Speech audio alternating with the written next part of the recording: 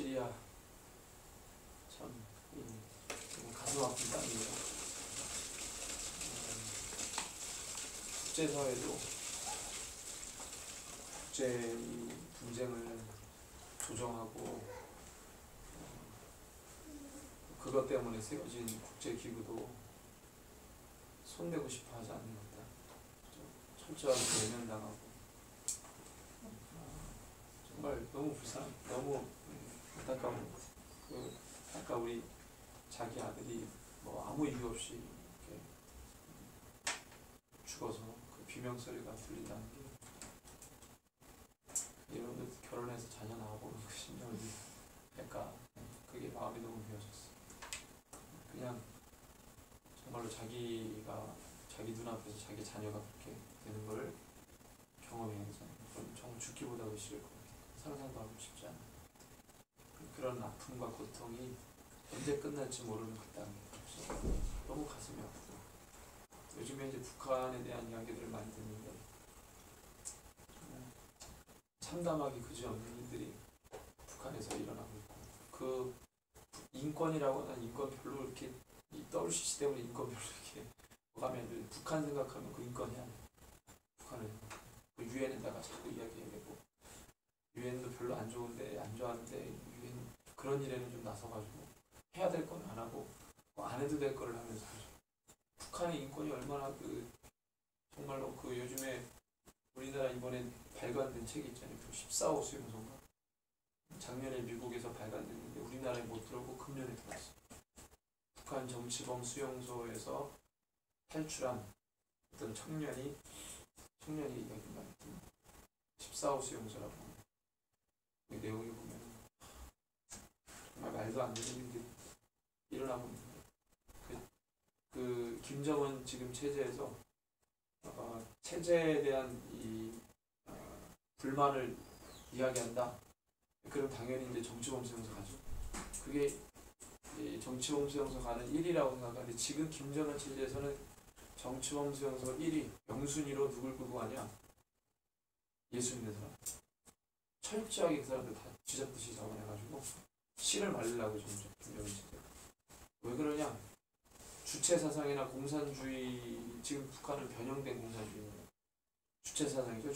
주체사상을 유의하게 깨는 사상이 있다면 그는 복음 바뀌었다는 것을 그들이 알아요. 북한.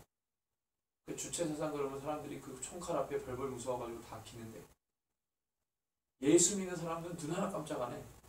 죽으면서 막 찬양하고 죽고 이거 어떻게 할 수가 없는 거예요. 그러니까 예수 믿는다 그러면 무조건 그냥 영순위로 내려가는 영순위. 가장 먼저 기독교하고 접촉했냐. 탈북한 사람도 잡혀서 북한에 들어가면 가장 먼저 물어보는 게 기독교하고 접촉했냐. 그래서 김정은 체제에서 악랄하게 지금 새로운 전략을 만드는 데 뭐냐면 선교사를 가장해서 북한 선교사로 가장해서 만주에서 이렇게 하는 사람들이 있대요. 선교사로 가장해가지고 보통 탈북하면 탈북자들이 선교사한테를 인기가 많이 있는데 김정은 체제가 그걸 알고 선교사로 가장해서 거기서 막 이제 데려가는. 참 우리의 기도 제목들이 참 많아요. 그죠? 시리아, 또 우리가 가야 될 위구르에서 얼마 전에 25일이었나? 25일 날 유혈 사태 들어봤는지 모르겠는데 유혈 사태가 또 있었어. 신장 어디라 그랬어요? 카시가르가 아니고 카시가르 저쪽에서 유혈 사태에서 20몇 명이 죽고 20몇 명이 죽고 죽은 사람만 20명. 그러니까 2000몇 년대 2008년도라고 2009년도 이후로 가장 많이 죽었던 유혈 사태. 그러니까 이 위구르. 그 다음에 이제 우리가 품어야 될 아시아나에 따라니 형성된 민족. 가슴이 아파. 우리는 얼마나 오늘 컨셉은 북한 지하교회 교인을 생각하면 조용조용 예배하는 컨셉이에요. 소리내면 안 돼. 그들을 이해하면 예배하는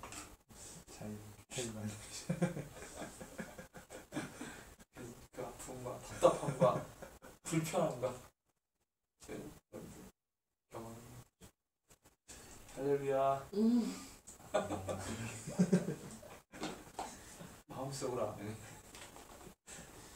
오늘은 요한복음 6장.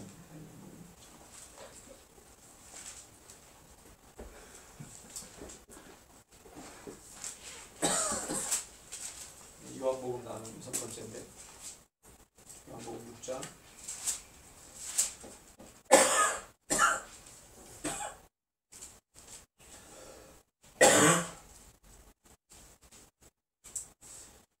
요한복음 6장이면 우리가 오병이어 기적이죠. 우리가 못한 내용은 아닌데 어디로 있냐면 22절부터 40절까지만 우리 교독하면 읽겠습니다. 22절에서 40절까지만 제가 먼저 읽겠습니다. 이튿날 바다 건너편에 서 있던 무리가 배 한 척 외에 다른 배가 거기 없는 것과 또 어제 예수께서 제자들과 함께 그 배에 오르지 아니하시고 제자들만 가는 것을 보았더니 그러나 디베리아에서 배를 주에서 축사하시는 분들을 시켜 먹던 그곳에 가까웠더라. 무리가 거기에 예수도 안 계시고 제자들도 없음을 보고 곧 배들을 타고 예수를 찾으러 가버나움으로 가서 바다 건너편에서 만나다가 rabbi여 언제 여기 오셨나이까 하니 예수께서 대답하여 이르시되 내가 진실로 진실로 너희에게 이르노니 너희가 나를 찾는 것은 표적을 본 까닭이 아니요 떡을 먹고 배부른 까닭이로다. 떡을 양식을 위하여 일하지 말고 영생하도록 양식을 위하여 하라. 이 양식은 인자가 너희에게 주시니 인자 아버지와 하나님께서 지시신다.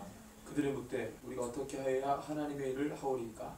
예수께서 대답하여 이르시되 하나님께서 보내신 이를 믿는 것이 하나님의 일이라 하시니 그들이 묻되 그러면 우리가 보고 당신을 믿도록 행하신 표적이 무엇이니까 하시는 일이 무엇이니까? 이렇게 바 하늘에서 그들에게 떡을 주어 먹게 하셨다는 것 같이 우리 조상들을 광야에서 만나를 먹었나이다. 예수께서 이르시되 내가 진실로 진실로 너희에게 이르노니 모세가 너희에게 하늘로부터 떡을 주는 것이 아니라 내 아버지께서 너희에게 하늘로부터 참떡을 주시나니 하나님의 떡은 하늘에서 내려 세상에 생명을 주는 것입니다. 그들이 이르되 주여 이 떡을 항상 우리에게 주소서. 예수께서 이르시되 나는 생명의 떡이 내게 오는 자는 결코 죽지 아니하리요 나를 믿는 자는 영원히 목마르지 않으리라. 그러나 내가 너희에게 이르기를 너희는 나를 보고도 믿지 아니하는도다 하였느니라. 아버지께서 내게 주시는 자는 다 내게로 올 것이요 내게 오는 자는 내가 결코 쫓지 아니하리라. 내가 하늘에서 내려온 것은 내 뜻을 행하려 함이요 나를 보내신 이의 뜻을 행하려 함이니라. 나를 보내신 이의 뜻은 내게 주신 자 중에 내가 하나도 잃어버리지 아니하고 마지막 자는 다같이 살리시는 것입니다. 40절 내 아버지의 뜻은 아들을 보고 믿는 자마다 영생을 얻는 것이니 마지막 날에 내가 이를 다시 살리리라 하시니라. 아멘. 그렇습니다. 네, 오늘 이 요한복음 6장 여섯 번째 나누는 이 요한복음 6장은 주된 내용이 오병이어 사건이에요. 오병이어 사건과 더불어서 바로 나오는 게 이제 베드로의 신앙 고백이 나오죠. 그래서 우리가 이제 단독적으로 요한복음에 나오는 오병이어 기적만 보지 말고 마태, 마가, 누가 이 오병이어 기적은 사복음서 전체가 다 기록을 하기 때문에 우리 이제 좀 같이 좀 사복음서 전체를 좀 이야기를 하면서 나누겠습니다. 마태복음 14장과 또 마가복음 6장, 누가복음 9장, 또 요한복음 6장, 이게 14장, 6장, 9장, 6장이 이 오병이어 기적을 기록한 거예요. 그런데 오병이어 사건, 그 사건 일어난 사건을 마테마가 누가는 또 마테마가 누가 요한까지 다 기록했죠. 근데 그 오병이어의 뜻, 그 사건의 뜻, 의미를 해석해 준 거는 요한복음밖에 없어요. 요한복음을 통해서 요한복음 해석해 준 것을 통해 우리가 오병이어의 사건의 의미를 알 수 있는 거죠. 근데 마테마가 누가는 사건만 기록했어요. 뭘 나타내는지는 기록을 안 했죠. 정황상 보면 마태복음 14장에 나와 있는 오병이어를 보면 여러분들 뭐 성경을 같이 보면서 봐도 좋고 이렇게 되어 있습니다. 먼저 예수님의 이건 중요하지 않을 수도 있는데 좀 다른 기사니까 이야기를 합니다. 예수님이 마태복음 14장에 나와 있는 예수님의 이제 이 행로가 오병이어의 기적, 오병이어가 어디서 일어났는지에 대해서는 분명하게 이야기하지 않고 오병이어 기적 후에 게네사렛이라는 동네로 가십니다. 그래서 오병이어 기적 이후에 나오는 이 사건이 게네사렛에서 사람들을 치유하는 병 고치는 장면이 나오거든요.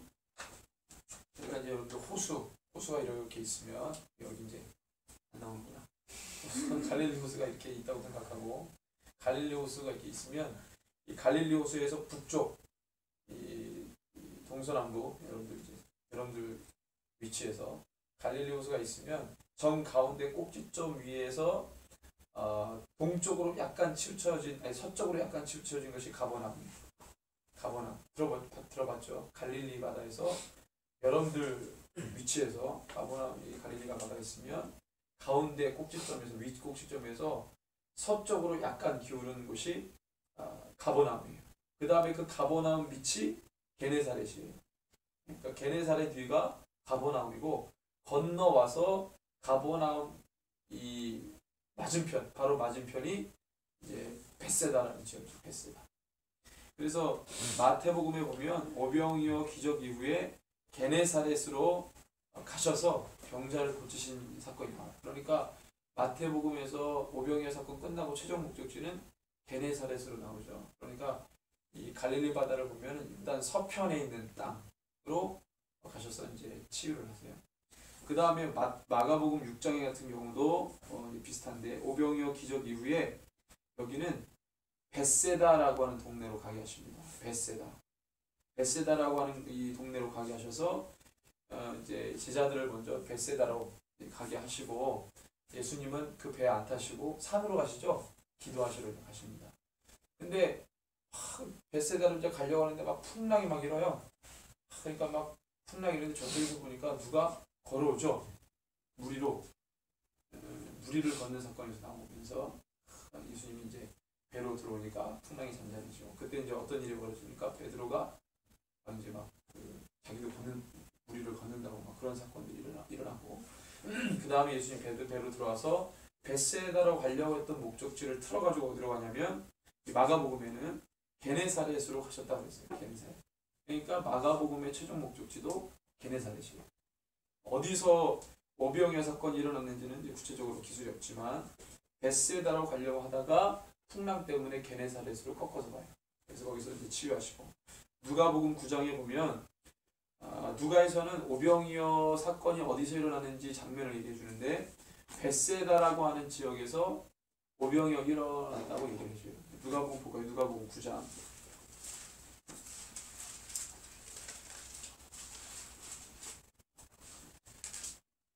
9장 10절에 보면 사도들이 돌아와 자기들이 행한 모든 것을 예수께 여쭈니 데리시고 따로 어디로 갑니까? 벳세다라는 고을로 떠나가십니다. 거기서 그 다음에 나오는 게 이제 오병이어 사건이 나오는데 아까 마태와 마가하고는 다르죠? 마가 같은 경우도 오병이어 사건 이후에 제자들을 배에다 태우고 어디로 가라고 했습니까? 벳세다라고 가라고 했거든요. 벳세다. 근데 누가복음에서는 오병이어의 사건 자체가 어디서 일어난 거예요? 벳세다에서 일어났다고 해요. 그래서 벳세다에서 하고 난 다음에 그 다음에 어디로 갔는지는 누가복음이 기술을 하지 않아요. 그 다음에 오늘 이제 요한복음 6장에 보면 6장 5,000명을 먹이시는 사건 이 1절에 보면 그 후에 예수께서 디베라라는 지명이 나와요. 디베라의 갈릴리 바다 건너편으로 가셨다고 했어요. 디베라라고 하면은 어디냐면 갈릴리 호수가 있으면 서쪽 저 밑으로 내려가는 거죠. 그러니까 서남쪽의 해안 도시가 이제 디베라예요. 그러니까 여기서 보면은 디베라의 건너편으로 가셨다는 거예요. 디베라에서 건너편으로 가셔서 오병이어 기적을 행하셨다 그래요. 그 다음에 기적을 행하시고 난 다음에 그 다음에 어디로 가냐면 가버나움으로 갔다고 기록해요. 다른데 마태, 마가 같은 경우는 게네사렛이 최종 목적지였고 거기서 행했는데 누가복음은 어디로 갔는지 기록 안 했고 그냥 디베라에서 벳세다에서 오병이어 기적했다는 얘기만 나왔지 그 다음에 어디로 갔는지는 얘기 안 했고 그 다음에 요한복음은 어디요? 가버나움이 최종 목적지예요. 그렇죠? 그러니까 이 사역은 정확하게 어디서 출발했는데 디베라라고 하는 곳에서 출발해서 건너편으로 가서 어느 지점에서 오병이어를 행하고 그 다음에 가는 곳이 가버나움. 가버나움은 어디라고 했습니까? 아까 게네사렛 위쪽이라고 했어요. 그러니까 마태, 마가, 누가, 요한이 예수님이 어디로 갔는지, 마태, 마가는 최종 목적지가 게네사렛에서 똑같았는데 이 누가하고 요한은 예수님이 어디서 했는지 불분명해요. 근데 이렇게 보면은 대체적으로 예수님이 이 오병이어 기적을 행하시는 곳이 요단 동편에서 거의 행했다고 많이 얘기해요. 그래서 요단 동편에서 행해서 서쪽으로 이제 갔다 이렇게 얘기하는데, 뭐 중요하지 않을 수 있는데 이런 어떤 상이한 차이가 있다고 이제 있으니까 이제 얘기를 합니다. 근데 이제 중요한 거는 오병이어 기적을 마테마가 같은 경우는 행하시고 난 다음에 게네사렛으로 가서 병을 고치시고 그 다음에 나오는 기록이 정결과 부정함에 대한 이야기를 해요. 마태복음 15장에는 오병이어 사건 이후에 게네사렛에서 이제 병 고치시고 그 다음에 이제 정결과 부정한 것에 대해서 논쟁을 하시고, 마가복음도 마찬가지로 똑같아요. 근데 누가복음 보니까 베드로 신앙 고백이 나와요. 근데 요한복음 보니까 똑같아요. 베드로 신앙 고백이 나와요. 장소는 상이하게 서로 틀린데 이 사건 다음에 뭐가 나오느냐는 둘둘 이렇게 되죠. 마태, 마가가 똑같고 누가, 요한이 똑같아요. 그래서 우리는 이 요한복음을 오늘 보니까 5,000명을 먹이신 사건 이후에 그걸 해석해주고 그 다음에 나오는 사건이 어떤 이 병 고치는 사역이 아니라 베드로의 신앙 고백이 나오거든요. 베드로의 신앙 고백. 그래서 우리 한번 그것을 좀 보면, 처음에 6장에 우리가 이제 그 오병이어 사건에 대해서는 잘 아니까, 사건 이후에 사람들이 14절에 예수께서 행하신 이 표적을 보고 말하되 이는 참으로 세상에 오실 그 선지자라 그랬어요. 오병이어 기적이 단순한 기적이 아니잖아요. 남자들만 5,000명 먹였으니까 뭐 아녀자, 애들 뭐 다 치면은 한 2만 명 정도 이상 먹었다고 쳐요. 우리가 볼 때 5,000명만 먹은 게 아니고 2만 명이 여러분들 엄청난 숫자죠, 그죠? 2만 명을 다 먹였다. 5,000명 기준으로 얘기했지만 그 5,000명도 많은 건데 그 사람들을 먹인 보리떡 5개와 물고기 2마리로 오병이어 기적 5,000명을 먹였다. 이건 대단한 거죠. 나중에 7병이어도 나오잖아요. 그죠? 4,000명 먹이시는 거예요.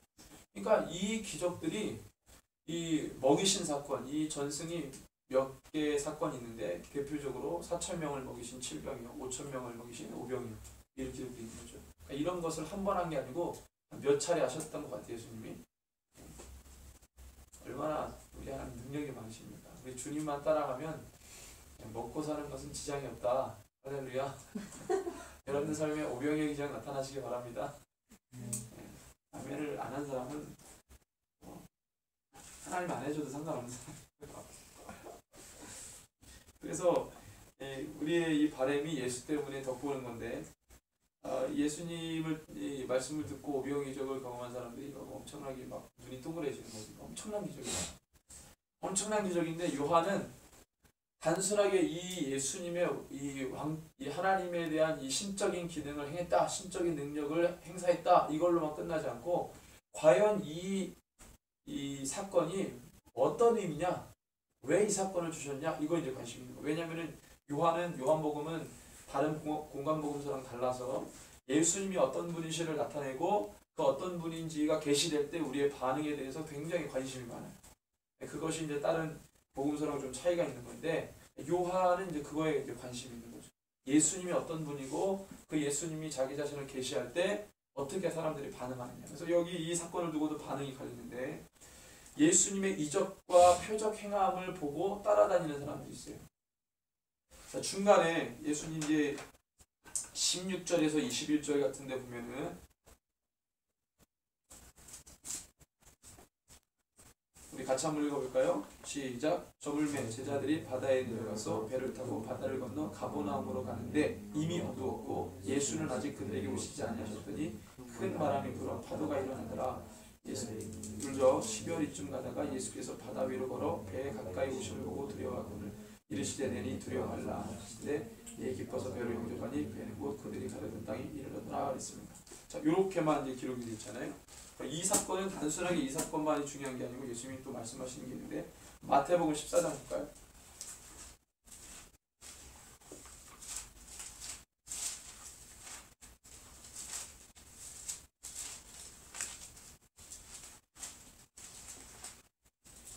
(22절) 에서 33절 같이 읽습니다. 예수께서 즉시 제자들을 재촉하사 자기가 무리를 보내는 동안에 배를 타고 앞서 건너편으로 가게 하시고 무리를 보내신 후에 기도하러 따로 산에 올라가십니다. 저물매 거기 혼자 계시더니 개가 이미 육지에서 술이 나타나서 바람이 거스름으로 물결로 말미암아 고난을 당하더라. 밤사이에 예수께서 바다 위로 걸어서 제자들이 오시니 제자들이 그가 바다 위로 예수께서 즉시 이르시되 하나님 기도하시니라. 베드로가 대답하되 주여 만일 주시거든 나를 나와서 저리로 오라 하시니 오라 하시니 베드로가 이르되 내가 물 위로 걸어서 예수께로 가매 사람을 보고 무서워하더라. 소리질러 이제 주여 나를 구원하시라. 예수께서 즉시 하나님이라 그를 붙잡으시며 이르시되 이전하여 예수는 하시고 그런데 하나님이 붙이느니라. 내 있는 사람들이 예수께서 하나님께 진실로 하나님을 알려주셨습니다. 여러분 여기서는 뭘 얘기하십니까? 뭐가 없다?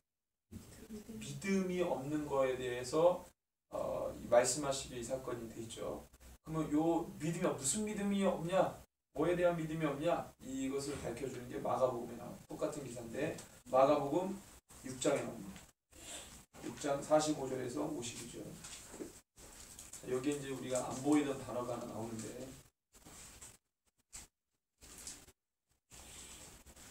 같이 읽습니다. 예수께서 즉시 제자들을 재촉하사 자기가 무리를 보내는 동안에 배 타고 앞서 건너편 벳세다로 가게 하시고 무리를 작별하신 후에 기도하러 산으로 가시니라.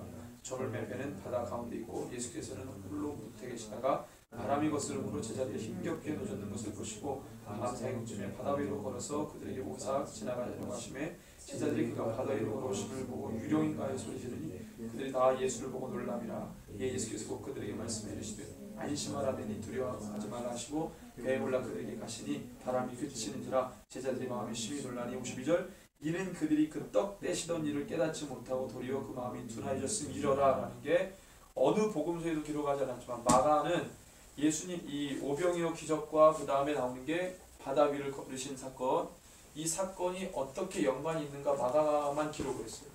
자, 이게 이제 요한복음에서도 이제 나오는 요한복음이 이 기록은 없지만 연결지으면 자, 이 오병이어 사건 다음에 그 다음에 바다 위를 걸으신 게 믿음이 없다고 그랬어요.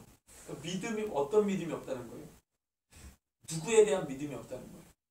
예수님에 대한 믿음이 없다는 거예요. 그래서 그 떡 떼시던 일을 마음이 둔해서 깨닫지 못하는 거죠. 그 떡을 떼실 때 하나님이 이제 우리를 배고프니까 먹이셨단 말이에요. 그럼 우리에게 떡을 주셨는데 빵을 주셨는데 빵이 중요합니까? 그 빵을 주신 분이 중요합니까? 주신 분이 중요하죠. 빵이 위대한 게 아니고 그것을 주신 분이 위대한 거죠. 빵에 대한 믿음이 중요한 게 아니고 그것을 행하신 하나님, 그 예수 그리스도가 중요한 거죠.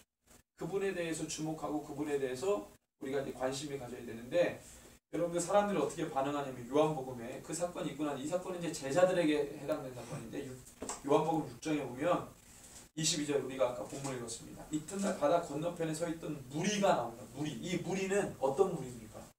그래서 이 제자들과 무리가 충돌이 돼요. 충돌이 아니라 비교되는 거예요. 비교. 제자들과 무리. 무리는 제자들이 아니죠. 제자들은 제자들이라고 말하지 무리라고 말하지 않아요. 제자들과 이 무리를 따로 떼어서 이야기하는데 이 무리들은 어떤 사람들입니까? 26절에 규명하죠. 너희들이 누군지. 예수님의 기적 행함에 눈이 휘둥그레져가지고 예수님을 막 쫓아옵니다. 예수님이 어디로 갔는지 막 추적해가지고 가버나움에 계시는구나. 마지막으로 가버나움으로 오는데 자 26절에 그들을 보면서 예수님이 뭐라고 그러죠? 같이 읽습니다. 예수께서 대답하여 이르시되 내가 진실로 너희에게 이르노니 너희가 나를 찾는 것은 표적을 보는 까닭이 아니요 떡을 먹고 배부른 까닭이로다. 이 말을 하면서 떡을 찾아 헤매는 그들. 그러니까 행하신 능력보다는 이 뭐가 중요한 거예요? 우와 진짜 이거 어떻게 먹였어? 어디서 나왔어? 그래가지고 이 떡을 어디다가 이제 이걸 기념품이에요. 기념품. 이 떡을 어디다가 이제 옛날에 만나를 어디다 놨습니까? 만나.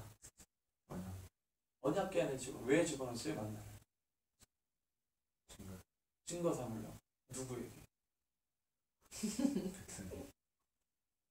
정확하게 자녀들에게 하나님이 행하셨다는 것을 기억하기 위해서 법궤 안에다가 그 만나를 집어넣는 거예요.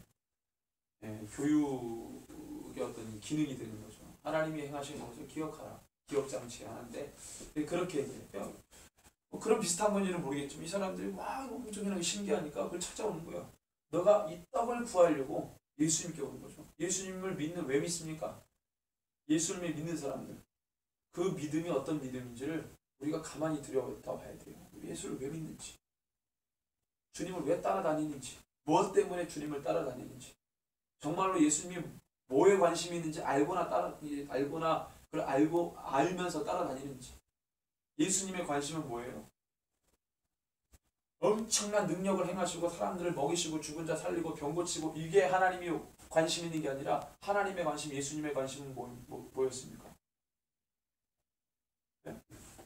예수님의 모든 정신과 마음과 생각이 어디에 가 있어요? 십자가에 있는 거예요. 십자가. 예수님의 신적인 능력도 어디로 다 부어집니까? 어디로 결론이 나요? 십자가로 결론이 나야 돼요. 예수님의 모든 능력이. 근데 예수님의 이 이적행한 표적 이걸 막 따라다니는 거예요. 그래가지고 그것 때문에 떡 주시면 떡 먹고 병에 병 고치고 그리고 따라다니는 거죠. 그러다가 예수님의 최종 목적지가 어딘지도 모르고 예수님 따라다니면 뭔가 있구나. 배부르고 등 따시고 뭔가 내가 얻을 수 있겠구나.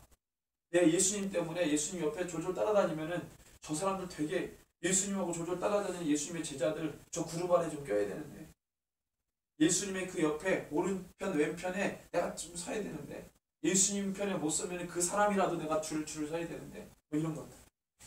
이런 사람들의 심리들 마음들이 있는 거죠. 어떻게 보면. 그렇죠? 그런 게 어떻게 나타납니까? 막 정말로 이 병자가 막 예수님 소리 지르니까 이 제자들에서부터 이걸 커트시키는 거예요. 조용히 하라.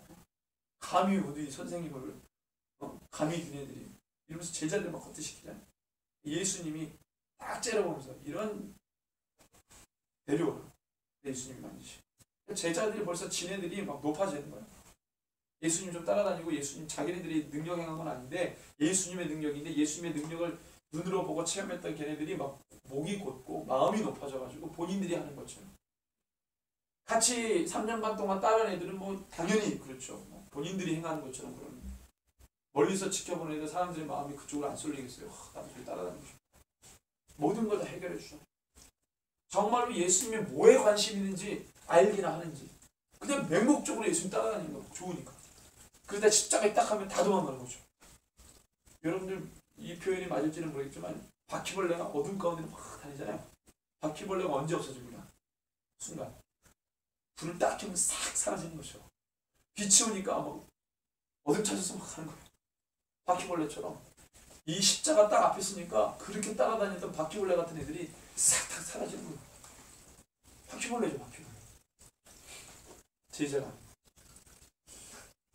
예수님 그러니 정말로 그 십자가 앞에서 베드로가 몰라 나는 몰라요 이렇게 얘기 안 하고 정말로 주님 내가 그래 나 예수쟁이다 배째라 막 이러고 너 예수 따라다니는 사람 맞다 나 예수 따라다니는 사람이다 어쩔래 손가락 확 부러뜨릴까 보다 막 이러면서 베드로가 막 달려들면서 늑대같이 달려들면서 막 예수님을 변호했더라면 진짜 베드로는 참 제자였죠. 근데 그도 십자가 앞에서 도망갔어요. 도망갔다고. 그러니까 예수님의 12제자도 예수님이 어디에 마음이 있었는지 전혀 간파하지 못했던 거죠. 예수님은 계속 십자가. 왜? 그분이 죽어야 우리가 하나님과의 관계가 회복이 되니까 우리 죄를 용서하시고 모든 죄와 사망 권세를 무너뜨리시기 위해 예수님의 모든 신적인 능력이 거기에서 최종적으로 결론을 내는 건데 그걸 알기나 하는지 그냥 따라다니는 거죠. 정확하게 그 무리들을 보면서 너희들이 나를 찾는 것은 이 사건을 통해서 어떤 의미가 있는지 거기에는 관심이 없고 뭐다? 그 떡으로 인해 먹고 배부른 까닭이다. 그것 때문에 나를 찾아다닌다 이거예요. 그 기억 때문에. 예수님은 그런 분이지. 예수님은 오병이어 기적을 행하시고 모든 것을 채우시는 분이지. 그런 것 때문에 예수님 찾아다니는 거예요. 그래서 27절에 뭐라 그럽니까? 썩을 양식을 위하여 일하지 말고 영생하도록 있는 양식을 위하여 하라. 이 양식은 인자가 너에게 주리니 인자는 아버지 하나님께서 인치신 자니라 했어요. 하나님의 뜻. 여러분들 이 표적, 여기서 말하는 표적은 여러분들 이 요한복음은 표적 신앙을 경계하는데 여기서 말하는 표적은 그 표적이 아니고 경계하는 표적이 아니고 하나님의 이 사건을 통해서 하나님의 나타난 뜻, 하나님 의미, 그것을 얘기하는 거죠. 그것에 관심을 두라는 거예요. 여러분들 썩을 양식을 위해서 일하지 말고 영생하도록 있는 양식을 일하라고 했어요. 하나님 예수님이 나의 양식은 뭐라고 했습니까? 요한복음 4장에 이미 나왔던 거예요. 예수님이 원하는 나의 양식은 뭐라고 했어요? 요한복음 4장에 그랬습니다. 34절에 4장 34절에 예수께서 이르시되 나의 양식은 나를 보내신 이의 뜻을 행하며 그의 일을 온전히 이루는 것이다. 그게 바로 뭐라고 그랬어요? 나의 양식이라고 했어요. 하나님의 뜻, 이 오병이어를 통해서 하나님의 뜻을 간파하고 그게 하나님의 일을 온전히 이루는 것 뭐였습니까? 그게 이미 출애굽기에서부터 그것이 이제 됐었죠. 무엇을 얘기하십니까? 예수님이 광야 시대 32절부터 하나님께서 이스라엘 백성들에게 뭘 주셨어요? 만나를 내려주잖아요. 만나, 그죠? 그 떡 먹을 양식. 근데 그 양식을 하나님께서 주시잖아요. 그런데 이 하나님께서 참떡을 주시고 참 양식을 주셨는데, 자 33절에 하나님의 떡은 하늘에서 내려 세상에 생명을 주는 것이다. 그들의 생명을 이어가게 했어요. 그랬더니 이렇게 얘기했더니 우리에게도 그 떡을 주세요 그랬어요. 그랬더니 35절에 예수님이 자기를 계시하시면서, 요한복음은 계속 예수님이 자기 자신을 어떻게 합니까? 계시하시죠. 자기 자신을 자꾸 오픈하세요. 35절을 같이 읽습니다. 예수께서 이르시되 나는 생명의 떡이니 내게 오는 자는 결코 줄이지 아니할 터이요 나를 믿는 자는 영원히 목마르지 아니하리라 그랬어요. 오병이어 기적을 또 한 번 행하신다는 얘기입니까? 나에게 오는 자는 내가 오병이어 기적을 계속 베풀어 줄 테니 너는 그거 먹고 배 두드리면서 살아라, 이런 얘기입니까? 그런 얘기 아니죠. 예수님이 나의 양식은이라고 요한복음 4장에 아까 얘기했어요. 예수님의 양식은 뭐였습니까? 하나님의 뜻을 행하는 거예요. 하나님의 뜻을 이루는 게 하나님 예수님의 양식이라고 했어요. 영원한 양식. 하나님께서 모세를 통해서, 모세의 기도를 통해서 주신 이 만나는 그들의 생명을 이어가게 하는 만나였는데, 그 만나가 뭐라고 그랬습니까? 이 만나가 생명의 떡이다. 그리고 난 다음에 뭐라 그래요? 이 마태복음 4장에 보면은 예수님이 세 가지 시험 봤죠. 광야에서 40일 금식 가지고 마귀에게 세 가지 테스트 받는데, 그때 첫 번째 테스트가 뭐였습니까? 네? 돌을 변하여 떡이 되게 하라. 우리가 얘기했잖아요. 그걸 어디 말씀을 인용한 거예요? 네? 사람은 떡으로만 살 것이 아니오 하나님의 입에서 나온 말씀으로 산다. 이거 어디를 인용한 겁니까? 신명기 8장 3절이잖아요. 신명기, 모세오경의 그 신명기, 모세 율법을 풀어서 설교한 이 모세의 설교, 거기에 8장 3절을 예수님이 인용해서 그 만나가 뭐라는 거예요? 하나님의 말씀이라는 거예요. 하나님의 말씀. 하나님의 사랑은 육적인 배부름, 등 따시고 배부른 거, 내 삶의 아기가 형성이 되고 내가 보장받고 거기서 내가 그냥 이렇게 넉넉하게 사는 거, 썩을 양식을 구하는 거, 그게 아니고 영원한 양식. 한 번 구하면 막 배고파가지고 또 구할 필요가 없는 거, 나에게 영원한 생명을 주시는 거, 그게 바로 하나님의 말씀이잖아요. 예수 그리스도 그 자체잖아요. 그래서 나는 생명의 떡이라고 말한 거예요. 35절. 그래서 내게 오는 자는 결코 줄이지 아니할 터이요. 줄이지 않죠. 하나님의 뜻을 아는 자는 결코 줄이지 않죠. 나를 믿는 자는 영원히 목마르지 않을까. 이것도 누구에게 한 겁니까? 이미 이거 누구한테 먼저 써먹었어요? 예수님이. 네? 사마리아 여인에게 먼저 써먹은 얘기예요. 그렇죠? 예수님이 또 그 얘기하신 거죠. 그리고 하나님의 뜻은, 아버지의 뜻은 뭐라고 합니까? 39절 40절 아버지의 뜻. 또 뜻 나오죠. 이 뜻은 아까 이 사마리아 여인과 얘기했던 그 나의 양식, 하나님의 뜻을 이루는 것. 여기 또 뜻이 나와요. 뭐라고 합니까? 39, 40절 시작. 나를 보내신 이의 뜻은 내게 주신 자 중에 내가 하나도 잃어버리지 아니하고 마지막 날에 다시 살리는 이것이니라. 40절 내 아버지의 뜻은 아들을 보고 믿는 자마다 영생을 얻는 이것이니 마지막 날에 내가 이를 다시 살리리라. 자, 아버지의 뜻은 뭐였습니까? 모든 영혼이 주께로 돌아오는 거예요. 그게 아버지의 뜻이라고 했잖아요. 아버지의 뜻, 모든 열방이 마지막 날에 다 살림 받는 거, 그게 아버지의 뜻이에요. 영생을 얻는 거. 요한복음 3장 14, 15, 16절을 우리가 한번 읽을까요?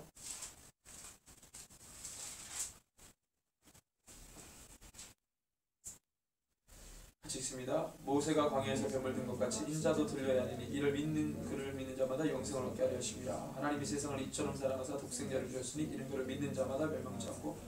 예수님을 믿는 자에게 뭐가? 영생이 주어집니다. 영생. 그죠? 영생. 아버지의 뜻은 뭐예요?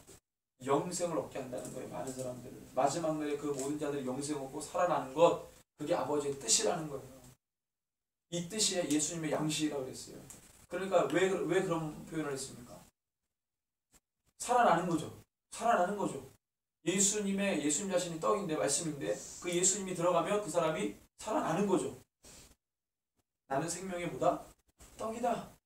말씀 자신이신 그분이 그렇게 자기를 소개하셨어요. 수근수근거립니다. 41절에 저기 딱이 떡이래. 지금 먹으라는 거야 뭐야? 그랬더니 예수님이 딱 째려보면서 아유 42절부터 예수님이 서로 수근거리지 말라. 43절에 나를 보내신 아버지께서 이끌지 아니하시면 아무도 내게 올 수 없으니 오는 그를 내가 마지막 날에 다시 살리리라. 45절부터 47절 선자의 글에 그들이 다 하나님을 가르치심을 받으리라 기록되었은즉 아버지께 듣고 배운 사람마다 내게로 오느니라. 이는 아버지를 본 자가 있다는 것이 아니니라 오직 하나님에게서 온 자만 아버지를 보았느니라. 진실로 진실로 너희에게 이르노니 믿는 자는 영생을 가진 예수 그리스도를 믿어라. 나를 믿어라. 의심하지 말라. 그래서 그 다음에 48절에 자기를 소개. 그러니까 내가 뭐다? 생명의 떡이다. 나를 뭐야? 나를 취해라. 나를 믿어라. 하나님 나를 보내셨다. 이 얘기를 자꾸 하는 거죠. 자, 49절에서 51절 너희 조상들은 광야에서 만나를 먹었어도 죽었거니와 이는 하늘에서 내려온 떡이니 사람으로 하여금 먹고 죽지 아니하게 하는 것이니라. 나는 하늘에서 내려 살아있는 떡이니 사람이 이 떡을 먹으면 영생하리라. 내가 줄 떡은 곧 세상의 생명을 위한 내 살이니라 했어요. 그래서 자기 살을 우리에게 주어 먹게 하겠느냐? 또 이거 소수인 거죠. 54절부터 또 내 살을 먹고 내 피를 마시는 자는 영생을 가졌고 마지막 날에 내가 그를 다시 살리리니. 내 살은 참된 양식이요 내 피는 참된. 그러니까 이거를 막 예수님을 뜯어먹으라는 얘기가 아니고, 그죠? 이 얘기는 무슨 얘기입니까? 이걸 다시 언제? 성만찬 때 예수님이 나를 기념하라고 그러잖아요. 그 예수님이 나를 기념하라는 것은 무엇을?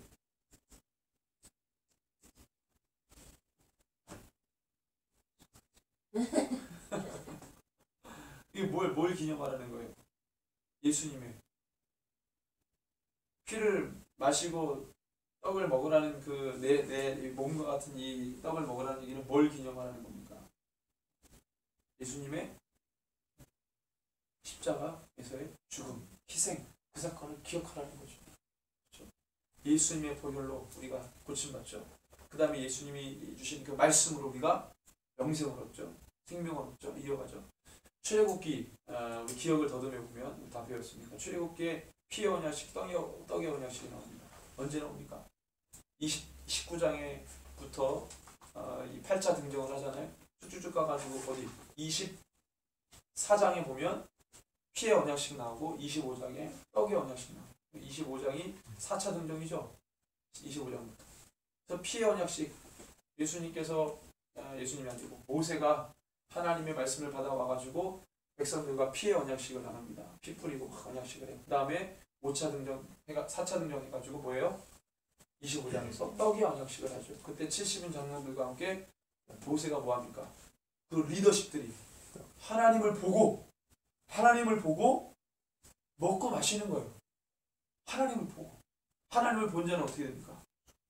죽는데 하나님이 그들을 보호하시며 하나님을 보고. 우리 한번 볼까요? 출애굽기. 하나님을 본 자는 죽는데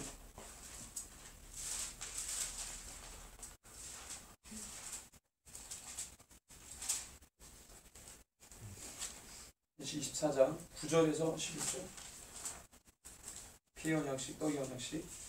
24장 24장 9절에서 11절 모세와 아론과 나답과 아비후가 이스라엘 장로 70인이 올라가서 이스라엘 하나님을 보니 그의 발 아래에는 천국을 편듯하고 하늘같이 청명하더라. 하나님이 이스라엘 자손들의 존귀한 자들에게 손을 대지 아니하셨고 그들은 하나님을 뵙고 먹고 마셨더라. 하나님을 봤어요.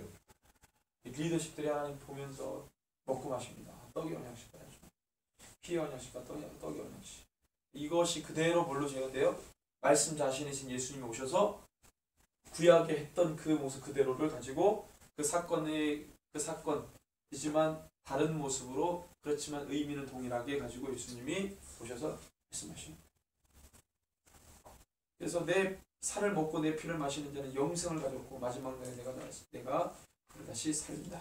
내 살은 참된 양식이요 내 피는 참된 염료다. 내 살을 먹고 내 피를 마시는 자는 내 안에서 거하고 나도 그의 안에 거하나니. 그래서 이 말씀을 하시잖아요. 이 떡을 먹는 자는 영원히 죽지 않을 것이다. 자, 그 다음에 이 말씀을 하고 난 다음에 66절에서 베드로의 신앙 고백이 이제 등장하잖아요. 이걸 같이 한번 읽어볼까요? 56절에서 71절. 그때부터 그의 제자 중에서 많은 사람이 떠나가고 다시 그와 함께 다니지 아니하더라. 예수께서 12제자에게 이르시되 너희도 가려느냐? 시몬 베드로가 대답하되 주여 영생의 말씀이 주께 있어 우리가 누구에게로 가오리까? 우리가 주는 하나님의 거룩하신 자인 줄을 믿고 알았사옵나이다. 예수께서 대답하시되 내가 너 12를 택하지 아니하였느냐? 그러나 너희 중에 한 사람은 마귀니라 하시니 이 말씀은 가룟 시몬의 아들 유다를 가리키시며 그 12 중에 하나로 예수를 가리키시다. 재미있는 것은 다른 이 공간복음서는 계속 예수님에 대해서 이 모습을 예수님 어떤 분이 잘 모르다가 베드로 신앙 고백 딱 한번 그것을 통해서 하나님이 인정해 주시고 그 다음에 또 막 헤매다가 이러지만 요한복음 자체는 처음부터 하나님이 예수님이 자기를 계시하시죠. 가나 혼인잔치에 계시하시면서 제자 다 믿어요. 오늘도 여기 베드로의 신앙 고백 보니까 제자들이 믿잖아요. 주님 뭐라고 그럽니까? 영생, 주님의 말씀이 영생의 말씀이 주께 있는데 우리가 누구에게로 갑니까? 그죠? 이런 고백들 다른 복음서에는 없잖아요. 우리가 주는 누구예요? 하나님의 거룩하신 자이신 줄을 믿고 알았사옵나이다. 그렇게 얘기해요. 이 베드로의 엄청난 고백이죠. 우리가 하나님 예수님이 누구인지 알았다는 거예요. 믿고 주님을 따라가고 있다는 거예요. 다른 복음서에 공간 복음서에서는 말도 안 되는 이 기록이 나오는 거죠. 요한복음은 처음부터 예수님을 보여주시고 그 예수님을 따라가는 제자들. 그렇지만 계속 경계하시는 건 뭡니까? 표적 믿음을 경계하시고 계속. 마지막에 표적 믿음의 마지막 이 선두주자가 누굽니까? 마지막 주자. 선두주자가 아니고 표적 믿음의 마지막 주자. 도마죠, 도마. 도마가 그 마지막이에요.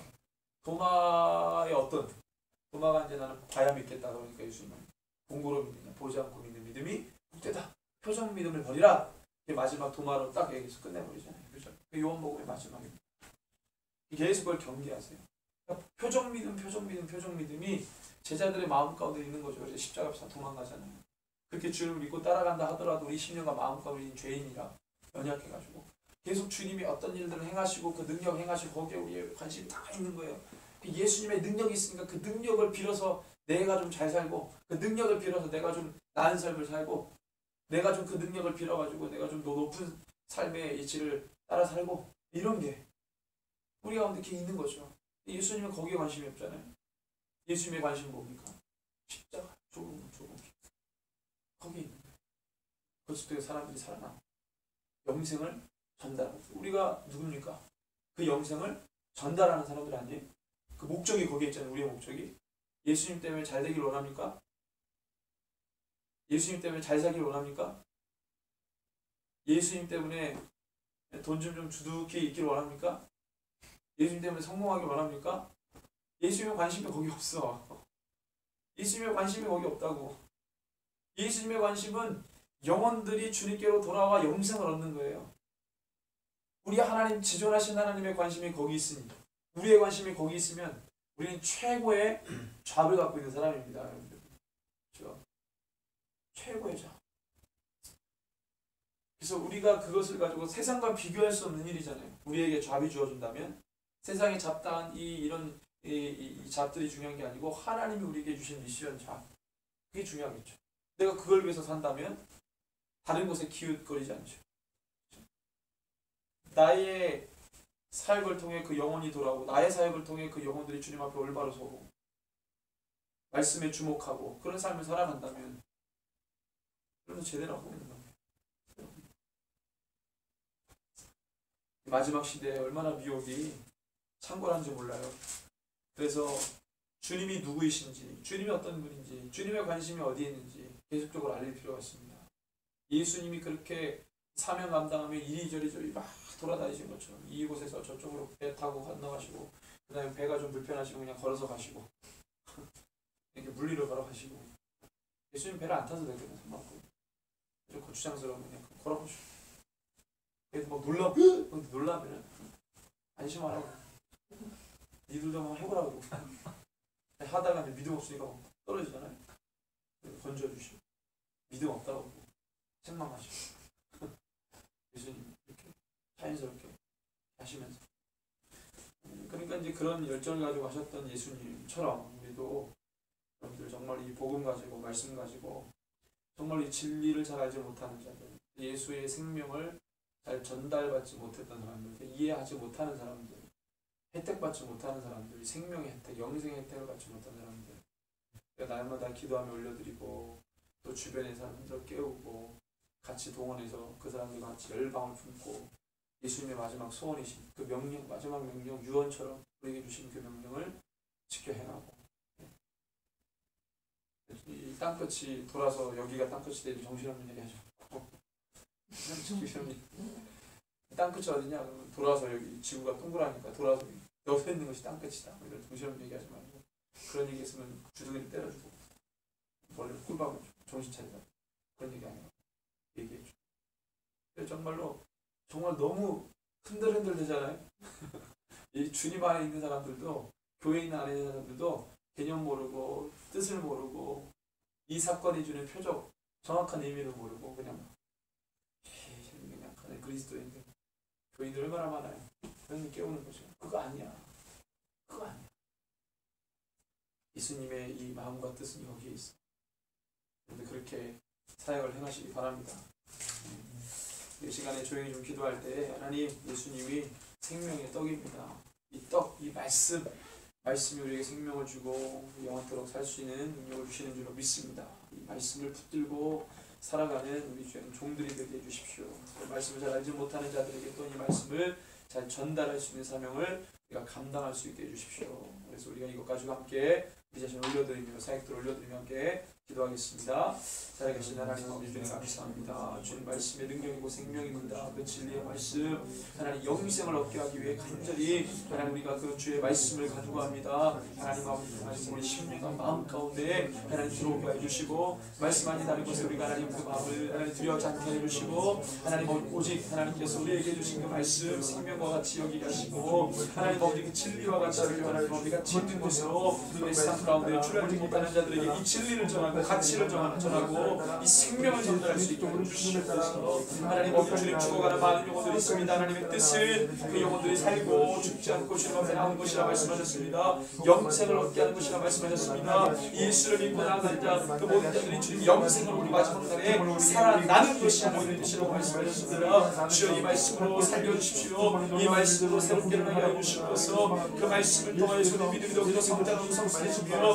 아버지의 뜻을 찬양하는 그 기름 부어주시옵소서. 말씀을 깨우게 해주시고 말씀으로 살아나게 해주시옵소서. 하나님 우리 생기를 우리 가운데 불어넣으시고 말씀의 생기가 말씀의 마무리 말씀으로 부족함이 없으며 주님 영원히 목마르지 아니하는 생기라고 말씀하셨으니 우리 가운데 주님의 힘없이 말씀을 묵묵하게 하여 주시고 우리가 도와주신 그 말씀을 모든 것을 주 우리가 또 함께 나누며 우리 가운데 주 우리가 섬기며 나가는 사람을 살펴주시옵소서.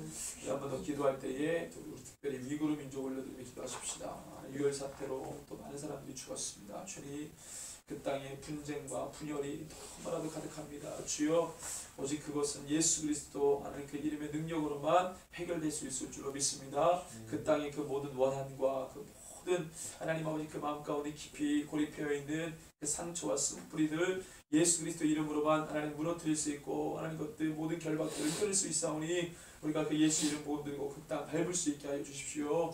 하나님 우리가 그 믿음 가지고 하나님 12명에서 그 2명의 정탐꾼이 하나님 믿음 가지고 하나님 그 땅을 밟았습니다. 주여 우리가 그것을 기억합니다. 그 믿음 가지고 우리가 그 땅을 나가오니 하나님 아버지 나가는 청년들 주의 종들 가운데 그 믿음의 능력을 가지고 하나님 그 땅 밟아 예수 그리스도의 복음을 전할 때 하나님 추수되는 영혼들이 있게 해주시고 그 영혼들을 통해 그 땅이 변화되고 그 땅에 놀라운 하나님의 역사가 일어날 수 있도록 우리 위그루 땅을 올려드리며 함께 기도하겠습니다. 주 하나님 아버지 감사합니다. 위그루 땅을 올려드립니다. 위그루 땅 하나님께서 이제는 하나님이 집중하시고 주목하시는 땅이오니 하나님의 사랑과 하나님의 은혜와 자비와 인애와 우리 신실함이 하나님의 땅 가운데 하나님 보지게 해주시고 하나님의 그 좋은 모든 것들이 그 땅 가운데 충만하게 보지게 해주십시오.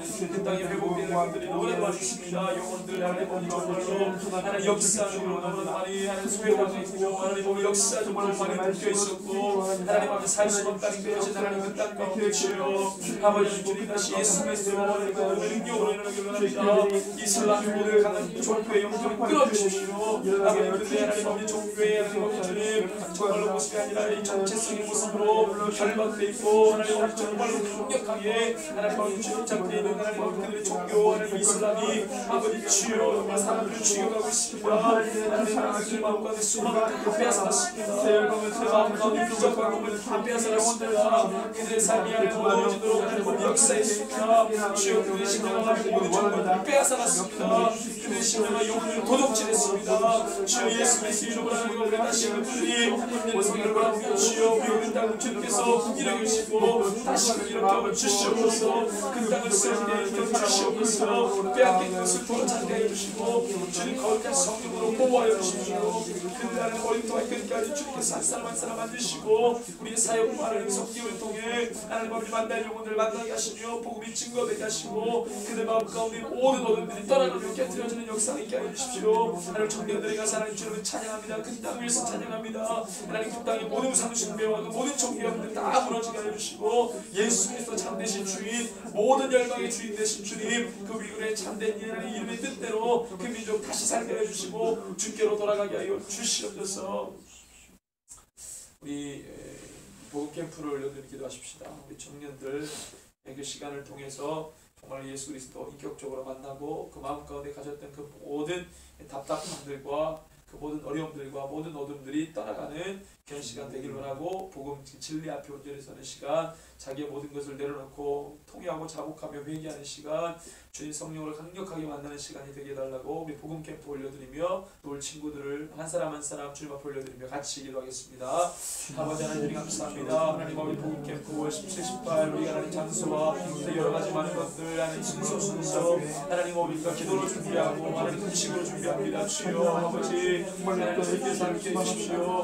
하나님 아버지 청년들 하나님 우리가 계획한 청년들 있지만 그 청년들 하나님 아버지 강원에 빠짐없이 하나님 아버지 주님 우리 함께 모여서 아버지 주님의 말씀 가운데 그런 균형 가운데 진리 가운데 나오기 원합니다. 그들의 심령과 마음을 쓰게 주십시오. 그 가운데 묶여있는 모든 부분들을 하나님 앞에 드리고 그들의 시간을 드려 주십시오. 한 사람 한 사람 주님 주께서 알려주시기를 원합니다. 그들이 돌아오고 하나님 정말 그들의 성령 그 마음 가운데 돌아오게 해주시오. 마음의 합한 자들을 세워지게 해주십시오.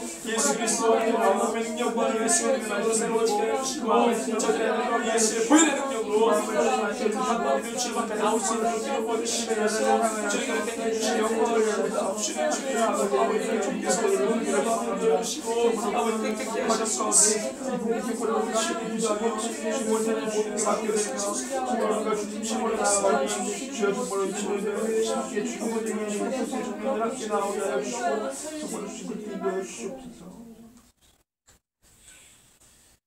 하나님 감사합니다. 우리 사역들 또한 주님의 귀한 사람들 하나님 이들의 섬김과 또 사역을 통해 캠퍼스들이 살아나고 모임마다 양육의 시간마다 또 여러 가지 많은 사역들 이 세밀한 모습 속에서 당신의 형상이 드러나고 당신의 부어주시는 그 참된 은혜가 모든 영혼들에게 미치기를 간절히 기대하고 소원합니다. 각 캠퍼스마다 하나님 부흥이 일어나게 하여 주시고 예수 그리스도 믿는 그 믿음의 놀라운 신앙들이 회복되고 불같이 일어나는 그런 부흥의 역사가 그 캠퍼스 가운데 일어나게 하시고 특별히 우리가 하나님 교회 운동하고 있습니다. 캠퍼스 처치 무브먼트가 각 캠퍼스마다 일어나게 해주셔서 믿는 자들이 모여 예배하고 그 모든 캠퍼스의 정서와 분위기를 바꿔나갈 수 있도록 주님께서 역사하여 주시옵소서. 오늘 리더들 한 사람 한 사람 기억하여 주시고 저들의 헌신과 섬김을 통해 그 역사들이 시작되기를 원합니다. 불길같이 퍼져나가기를 원합니다. 세상 그 모든 사상과 이론과 주님을 적대시하는 그 모든 이 일들이 예수 그리스도 그 이름 앞에 무릎 꿇게 하여 주시고 주님보다 높아진 모든 것을 낮추시며 진리 되신 예수 그리스도 그분만이 선포되어지는 캠퍼스가 되게 하여 주시옵소서. 이 모든 것들을 하나님 우리가 하려 하지 않습니다. 주님 우리보다 앞서 행하셔서 길들을 열어놓으시고 우리가 그것을 쓰임받는 주의 거룩한 종들이 되게 하여 주시옵소서. 이 밤에 우리를 위로해 주시고 말씀으로 무장하는 밤 되게 하여 주시옵소서. 지금은 우리 구주 예수 그리스도의 크신 은혜와 하나님 아버지의 무한하신 사랑과 성령 하나님의 위로 감동 교통 충만 주의 복케 하심이 말씀이 능력이고 말씀이 영생에 이르게 하는 것인 줄로 믿고 그것을 따라가기로 오늘 소원하는 이 새벽에 있을 공동체 모든 영혼들 예배자들 머리 위에 저들의 삶과 상황과 환경 위에 사역 위에 이제로부터 영원토록 함께 계실지어다. 아멘.